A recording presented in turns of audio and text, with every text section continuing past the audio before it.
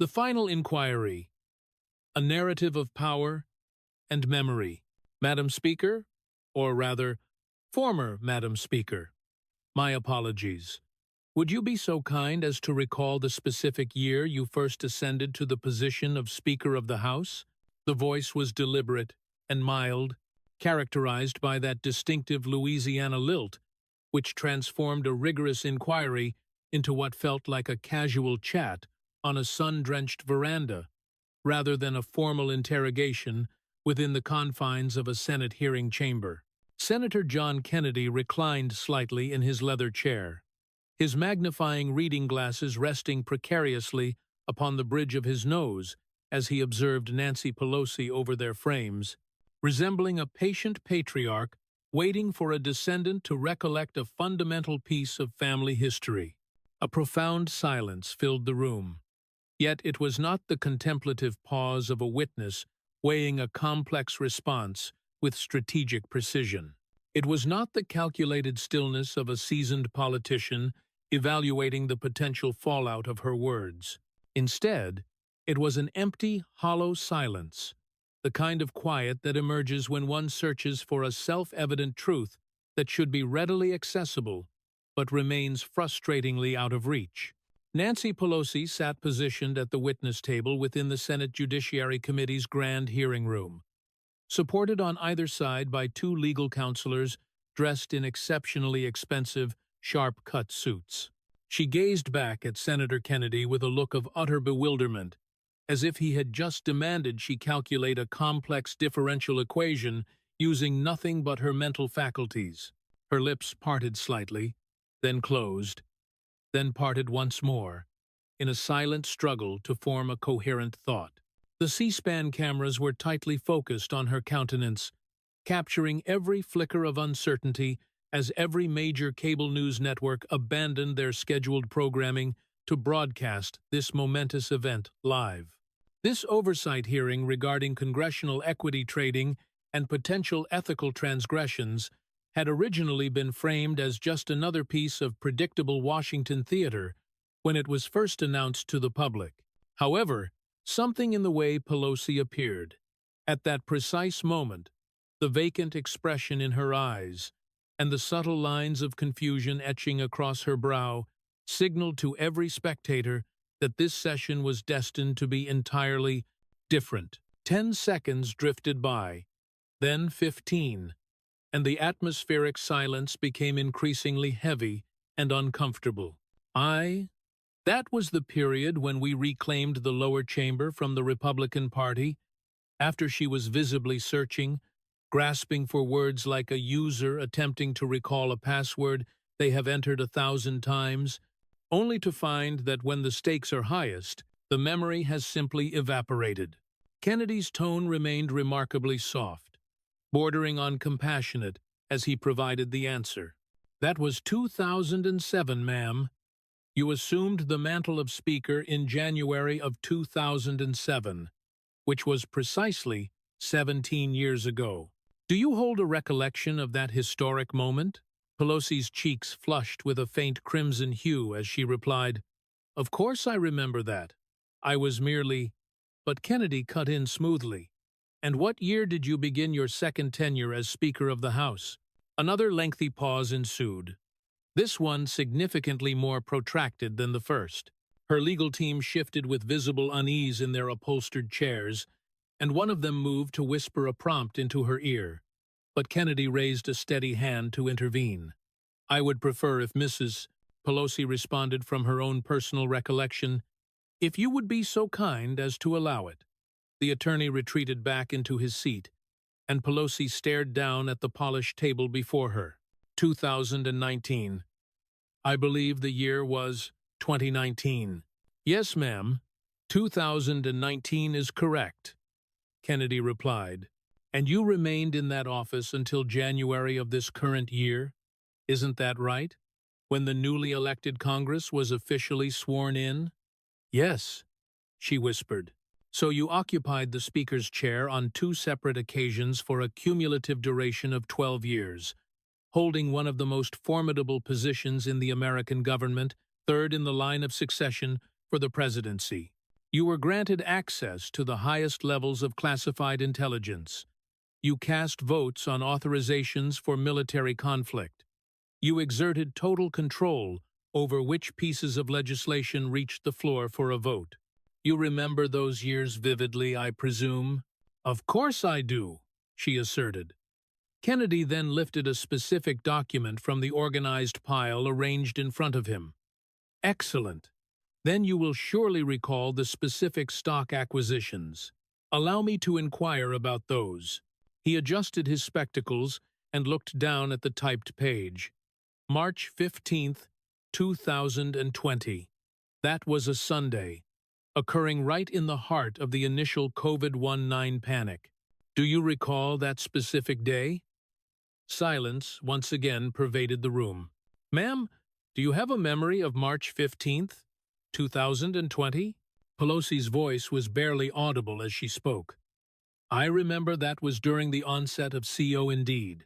On that particular day, you and your spouse, Paul, acquired $5 million worth of call options for Pfizer equity options that would yield a massive profit if Pfizer's valuation increased. Do you recall that transaction? More silence followed. Mrs. Pelosi, do you remember the purchase of $5 million in Pfizer options? My husband manages our family investments. I do not involve myself in the granular details of our daily portfolio. But you personally signed the formal financial disclosure document, Kennedy noted, holding up a paper for the room to see. This is your signature, is it not? Right here at the bottom of the page? He elevated the document so the cameras could capture the image clearly. Her signature was projected in high definition on the massive screen behind her. Pelosi stared at the ink, but there was no spark of recognition in her gaze. She was looking at her own name as if it had been penned by a complete stranger. Do you remember endorsing this form, ma'am? I sign a vast quantity of documents. This specific one disclosed a $5 million trade executed just one day before the House of Representatives voted on the CARES Act, the first major COVID relief legislation totaling $2 trillion. You were the speaker. You orchestrated the negotiations. And on the eve of that historic vote, your family invested $5 million in a pharmaceutical giant that stood to benefit immensely from the pandemic response funds. You truly don't remember that? She offered no response. Kennedy leaned forward an inch, his voice still gentle and carrying that polite drawl, yet now infused with a new quality, genuine concern. Mrs. Pelosi, are you aware of what day it is today? She looked up at him, then toward her lawyers, and then back to Kennedy. Everyone watching, the senators, the legislative aides, and the millions of citizens tuned in via television witnessed the same realization dawn on her face. She did not know. She genuinely had no idea what day it was. Her lawyer leaned in close and whispered a single word into her ear. She gave a small, uncertain nod. Thursday, she finally said. Your attorney just provided you with that answer, Kennedy observed quietly. Were you aware it was Thursday before he informed you? A long, harrowing silence followed. What is the current date, ma'am? Another pause. She looked utterly lost in the moment. January 22nd. Her lawyer whispered, January 22nd. Pelosi repeated. Kennedy leaned back into his chair, a look of sadness crossing his face. Mrs. Pelosi, I find myself compelled to ask, are you currently under the professional care of a physician for memory-related issues? It was in that moment that everyone watching realized the true gravity of the hearing. It wasn't merely about the ethics of stock trading. It was about whether Nancy Pelosi, one of the most powerful figures in American history, had been making monumental decisions affecting hundreds of millions of people, while her cognitive faculties were in active decline. The silence that followed lasted 20 seconds. Yet, it felt like 20 years. She could not answer. And in that singular moment, 50 years of political dominance concluded not with a grand scandal or a lost vote, but with a simple question about the date. Only 4 hours earlier, the atmosphere had been drastically different on that Thursday morning of January 22nd, 2026. The Senate Hart Office Building, Room 216, was bustling with activity as the Judiciary Committee hearing room filled with a sea of journalists, staffers, and camera crews. The formal environment, with its dark mahogany paneling and gleaming brass fixtures, lent a weight of historical significance to the proceedings. This was a place where political careers often met their end, where hidden scandals were dragged into the light, and where history was written in real time. This particular hearing had been convened following a groundbreaking ProPublica investigation 3 weeks prior, which had revealed a pattern of stock trades by members of Congress that appeared impossibly well-timed. The headline had been devastating: "The Insider Traders of Congress: How Lawmakers Harvested Millions from Private Information." Nancy Pelosi's financial activities had been a centerpiece of the report, with detailed charts aligning her husband's transactions with major legislative movements and non-public intelligence briefings. The pattern was far too consistent to ignore. The records showed the purchase of pharmaceutical stocks just prior to pandemic funding announcements, the acquisition of tech shares just before the passage of bills benefiting Silicon Valley, and the sale of defense contractor stocks immediately preceding negative news regarding military procurement. It happened over and over again. The cumulative profit during her tenure as Speaker was estimated at $140 million, all while she earned a standard congressional salary of $223,500 per year. The Senate Judiciary Committee had subsequently voted to hold these hearings, subpoenaing Nancy Pelosi to testify under oath. Although she no longer held the gavel, the Republicans having reclaimed the House in the 2024 elections, she remained a sitting member of Congress and was legally obligated to appear. At 9:45 a.m., she made her entrance. Nancy Pelosi was 85 years old, though she had never publicly conceded to the passage of time. She had served in Congress for 38 years, holding the speakership twice for a total of 12 years. She had successfully challenged presidents, survived countless scandals, and wielded political power with an uncompromising hand, hidden beneath designer suits and luxury jewelry. She walked into the hearing room flanked by 2 elite lawyers from a prestigious D.C. firm, both carrying leather briefcases that likely cost more than a month's salary for the average American family. Her chief of staff followed closely behind, accompanied by 2 communications specialists whose primary objective was to spin whatever transpired today into a survivable narrative. Pelosi wore a perfectly tailored purple suit, and her signature oversized sunglasses were removed as she crossed the threshold, revealing a face that had undergone more cosmetic refinement than most Hollywood elites. Her hair was styled with absolute precision, and her pearls and diamond earrings were easily worth 6 figures. She looked every bit the untouchable stateswoman, as if she had handled 1,000 such hearings and would handle 1,000 more. Her only error was that she did not look worried. She took her place at the witness table, her lawyers arranging documents with practiced confidence, projecting an aura of business as usual. Their strategy was clear: provide vague answers, exhaust the time limit, and return to the office to fundraise off the partisan attacks. It was the standard Washington playbook. What they did not realize was that John Kennedy had spent the last 21 days meticulously preparing for this exact encounter. He hadn't just studied the stock trades, though they were certainly incriminating. He had focused on something far more fundamental. 3 weeks earlier, in Kennedy's office within the Russell Senate Office Building, his chief of staff had delivered a voluminous folder. "Sir, you requested a comprehensive review of Pelosi's public appearances and statements over the last 3 years." John Kennedy looked up from a budget report.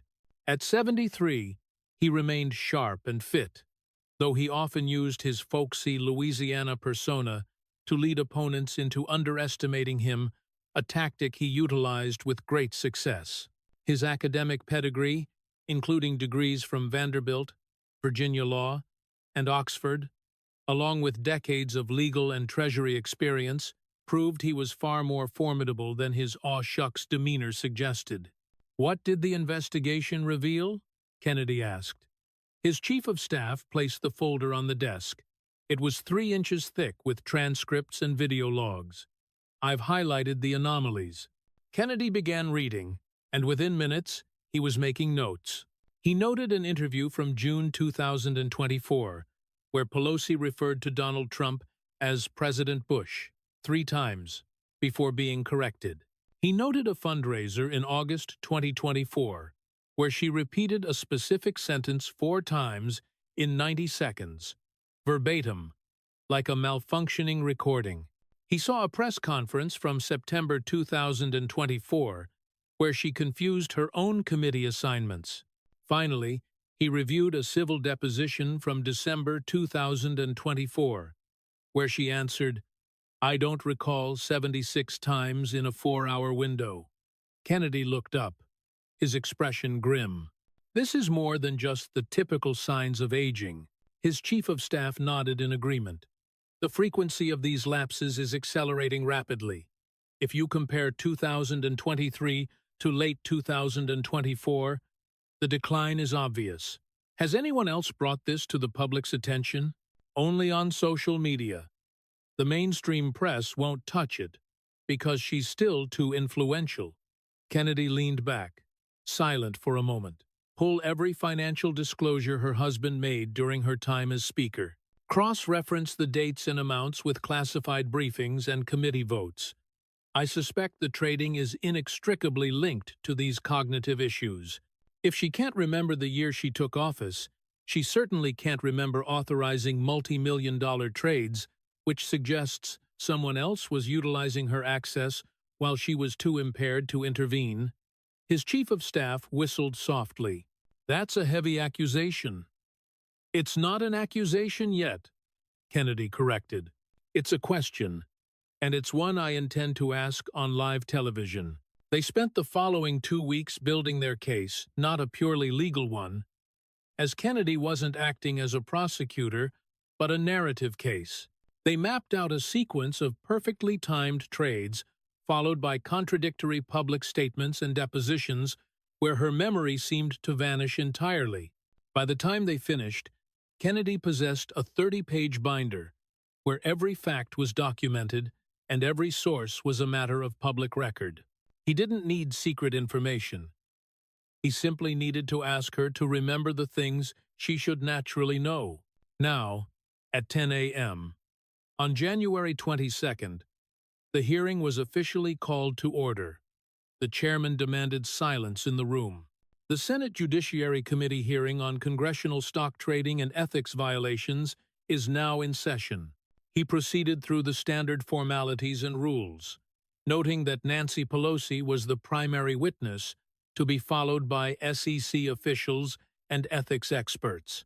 The ranking member, a Democrat from California, used his opening statement to characterize the hearing as a partisan witch hunt, arguing that all trades were legal and transparent. A Republican senator followed with a sharp rebuttal, echoing the public's frustration with insider trading. It was the usual political theater, where neither side expected to change the other's mind. Then, it was Kennedy's turn. He rose slowly, shuffling his papers in a way that made him appear slightly disorganized and harmless, his favorite cloak. "Mr. Chairman, I haven't prepared a grand oration.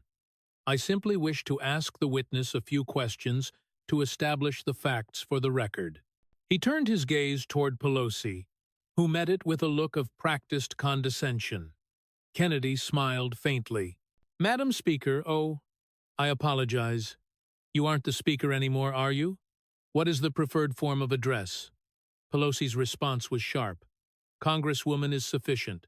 "Thank you, Congresswoman. I appreciate you being here." He sat down and took a slow sip of water, intentionally building the tension in the room. I want to discuss some specific stock transactions. But first, for the sake of a clear timeline, could you tell us when you first became a member of the House? 1987. She answered instantly.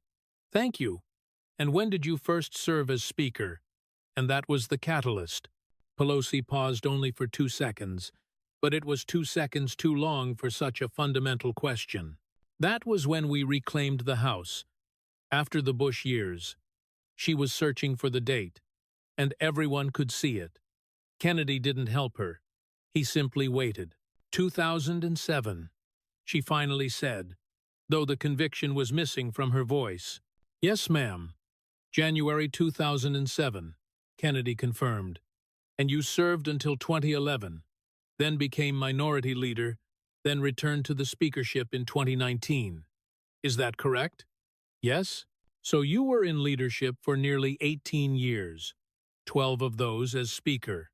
You were third in line for the presidency and had access to the nation's most sensitive secrets. You remember that time clearly? Of course. Kennedy picked up a document. Then, let's test that memory with some basic facts. Who was the president when you first became Speaker? George W. Bush? And the vice president? A slight hesitation. Cheney. Dick Cheney. Correct. And when you returned to the speakership in 2019, who was the president then? Donald Trump. And his vice president? A longer pause this time. Pence. Mike Pence. Correct. Now, who is the current president of the United States? This should have been the easiest question of all, as Donald Trump had been inaugurated just 2 days prior, following an election that dominated every news cycle. Pelosi opened her mouth. President Biden is no wait. She corrected herself. Trump. President Trump was just inaugurated. That's right, Kennedy said. But you initially began to say Biden. He served from 2021 to 2025. You seemed uncertain. Why is that? I simply misspoke. It's been a busy transition period. Ma'am, the inauguration was 48 hours ago. Your uncertainty is concerning. If you're unclear on who the president is today, I have to wonder if your memory of 2020 is reliable. A Democratic senator interrupted to call the line of questioning absurd, but Kennedy was undeterred. If she can't remember who the president is, how can we trust her memory regarding multi-million-dollar trades? He turned back to her. Who is the current Senate Majority Leader? Silence. Pelosi's face was a mask of confusion. Ma'am, who leads this body? Schumer? No. Is it McConnell? She looked genuinely lost. It is Chuck Schumer, as it has been since 2021. You have worked with him for years. You truly don't remember? I know it's Schumer. You guessed McConnell first, who hasn't held that position in 4 years. Why? She had no answer. Kennedy let the silence linger before asking if she needed a break. She insisted she was fine. Kennedy then pivoted to her financial disclosures from 2019 to 2024. He pointed to March 15th, 2020. Do you remember that date? I don't recall specific dates without context. Let me provide some. That was the Sunday the pandemic was declared a national emergency. The market was crashing. Do you remember that period? Of course. On that specific Sunday, you and your husband bought $5 million in Pfizer call options. Do you remember that? Silence. My husband handles the investments. But you signed the legal disclosure. This was the largest trade of your year. You don't remember signing it?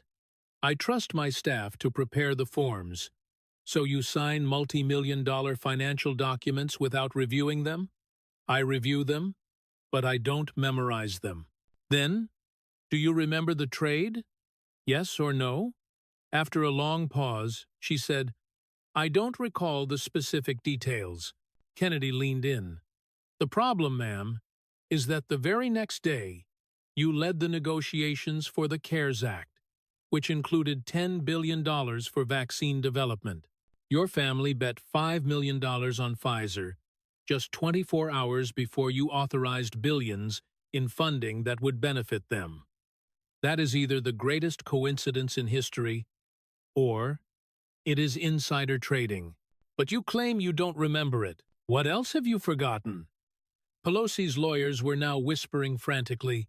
Kennedy continued, citing a June 2021 trade in Microsoft stock just days before a semiconductor bill was passed, and a December 2021 trade in Tesla options just before an electric vehicle tax credit was approved.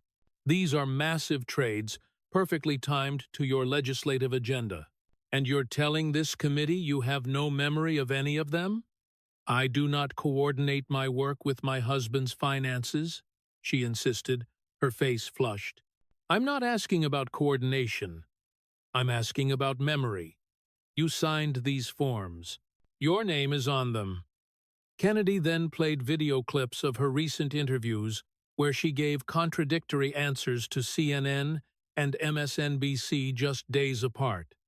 On January 4th, you said you never used your position for gain. On January 7th, you said maybe you should have been more careful. Which is it? She struggled to explain the nuance, but Kennedy moved to her deposition transcript.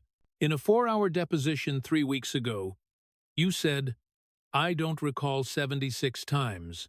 You couldn't remember discussing the CARES Act. You couldn't remember the Pfizer trade. You couldn't remember signing the Microsoft disclosure. These aren't minor details. These are the defining moments of your career. Her lawyer objected, but Kennedy pointed out a direct contradiction in the transcript, where she first denied discussing investments with her husband and then admitted to discussing economic trends 50 pages later. Which is it? Do you discuss the trends that inform the trades, or nothing at all? You can't even keep your story straight within a single document. Kennedy's voice softened into a tone of pity. Mrs. Pelosi, I'm being direct, because the American people deserve the truth. You've given contradictory statements, you've forgotten basic facts about the current government, and you've claimed a total lack of memory 76 times under oath. I am deeply concerned about your cognitive health. Have you been evaluated by a doctor for impairment? The room went cold. Her lawyer's objection was immediate, but Kennedy was firm. If she was making laws while suffering from decline, the public has a right to know. Either she made these trades knowingly for profit, or she wasn't cognitively capable of understanding what she was signing. Either way, she should not have been in power. Pelosi's hands were visibly trembling. I am completely competent, she snapped. Then tell me, what was the date of the Pfizer trade? Silence. What year did you first become Speaker?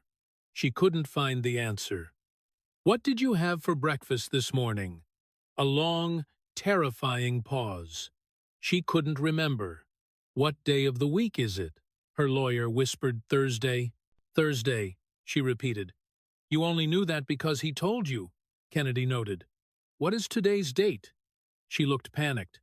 Her lawyer whispered again. January 22nd. Kennedy sat back, looking genuinely saddened. Mr. Chairman, I move for a formal cognitive evaluation of this witness. The hearing dissolved into chaos as Democrats shouted accusations of ageism and sexism, while Republicans argued that the evidence of impairment was undeniable. Kennedy remained calm. This isn't partisan. It's a matter of fact. She can't answer basic questions about her life or her work. The person who controlled trillion-dollar budgets doesn't know what day it is. He turned back to her one last time. Do you remember the trades? Do you know where you are? For a fleeting second, Pelosi's eyes cleared, and the formidable woman she once was seemed to return. She knew it was over. But then the cloud returned. She stood up abruptly, claiming she would not be subjected to conspiracy theories, and began to leave. In her haste, She dropped her phone, her hands shaking too much to hold it. Her lawyers had to physically support her as they guided her toward the exit. Kennedy called after her, warning that her departure would lead to a DOJ referral and an ethics committee investigation. The footage of her confused exit was everywhere within minutes. The clip of her needing to be told it was Thursday garnered 40 million views in 6 hours. Medical experts on every network began discussing the signs of cognitive decline. By Friday morning, her office issued a statement saying she would take a leave of absence for a medical evaluation. By Monday, the Justice Department announced an investigation into the trades, suspecting that if she wasn't mentally competent, someone else, likely her husband, was using her access to commit fraud. Paul Pelosi was eventually subpoenaed and invoked his Fifth Amendment rights. Within 10 days, Nancy Pelosi officially resigned from Congress. Her written statement was a list of past achievements, with no mention of the trades or the hearing. 3 months later, Paul Pelosi was charged with 27 counts of securities fraud. He pleaded guilty, receiving 18 months in prison and a $10 million fine. Nancy was not charged. Prosecutors concluded she lacked the mental capacity for criminal intent, a conclusion that was perhaps more devastating than a prison sentence. She vanished from the public eye, eventually moving into a memory care facility in San Francisco. A year later, the family asked for privacy as she turned 86. In the end, it wasn't a political rival or a scandal that ended her long career. It was a simple question from a senator with a Louisiana drawl. The lesson was clear. Power requires competence, and the moment that competence vanishes, power moves on, leaving the individual behind.